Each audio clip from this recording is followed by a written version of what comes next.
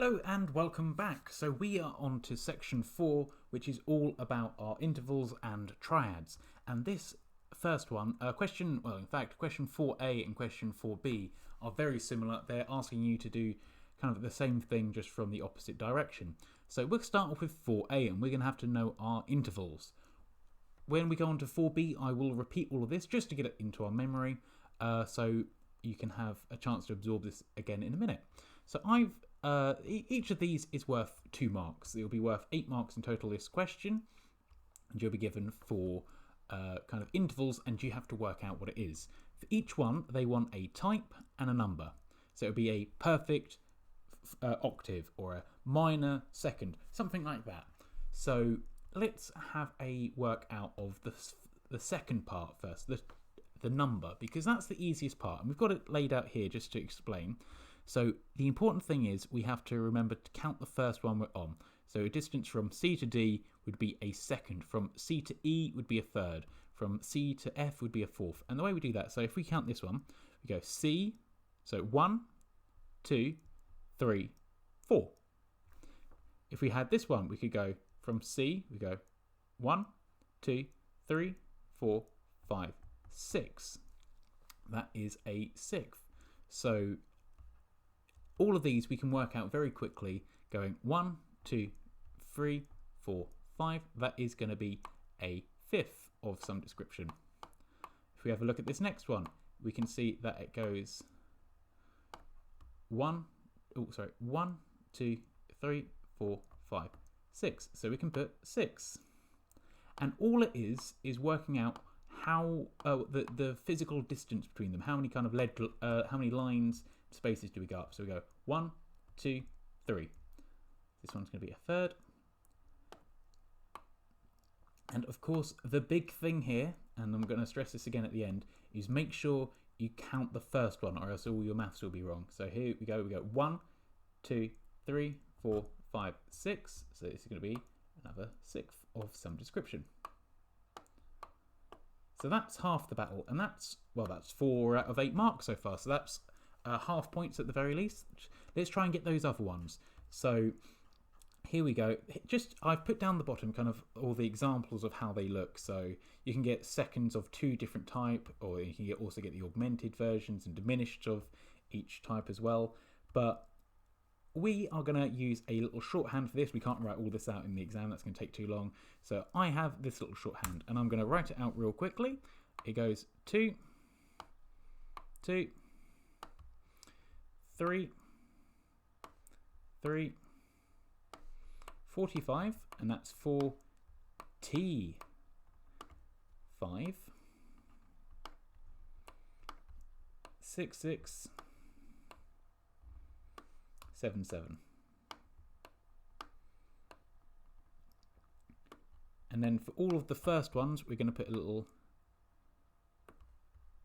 m, lowercase m. That was a bit big, but so all the doubles. Just remind us that those are the minor ones, and the rest of them are the others of the doubles are major, and these ones are perfect, apart from the T, which stands for tritone. So we'll also write above underneath, or we'll write it above. 1, 2, 3, 4, 5, 6, 7, 8, 9, 10, 11. And this is how many semitones, and obviously 12 semitones would be the octave. So let's have a go at writing out a quick piano keyboard. This might be easier to visualize things, so I'm going to draw this out. If you're a guitar player, then write out a fretboard, or however you like to kind of illustrate your notes. Just have some method of counting the intervals that works for you.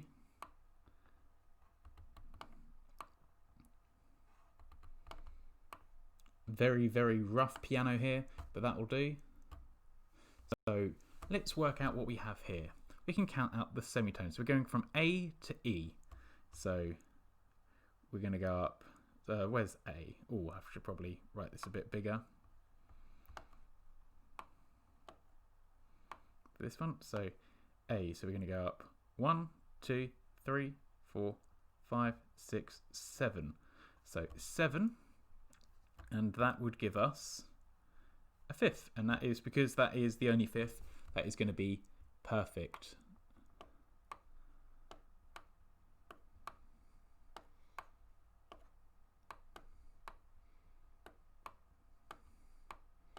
Let's have a look at this next one. So we can count up these intervals to give us the type. So 6, and we're going from A to F this time. F, and just check the key signature, make sure, like if there was a sharp in front of that E, then that would be E sharp, and that would change it from perfect fifth to like an augmented fifth. So no sharp in front of that, so we can count that up quite easily. So A, so we're going to go 1, 2, 3, 4, 5, 6, 7, 8, 9. No. Oh, I got lost. Sorry. I forgot what we're heading up to. So we're going to go from A. We're going to go 1, 2, 3, 4, 5, 6, 7, 8. 8. And what does that give us? That gives us a minor sixth. So let's put minor. I was just counting for the fun of it then.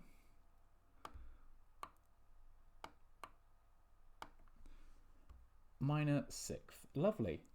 So let's have a look at this one. The smaller the interval, the less counting we have to do. So B to D, there's no sharps in front of E for them. So I'm going to go from the B, I'm going to go 1, 2, 3, 3. So it's a minor third. Now, say for example, this one, it said second here and it said minor third here.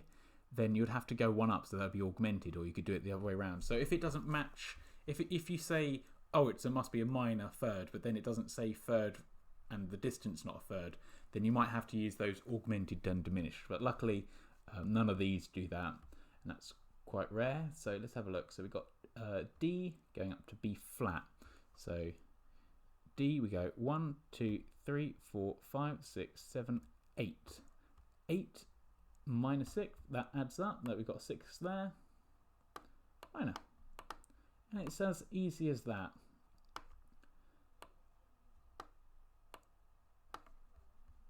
And I should probably do it here as well. And that is pretty much all there is to this question.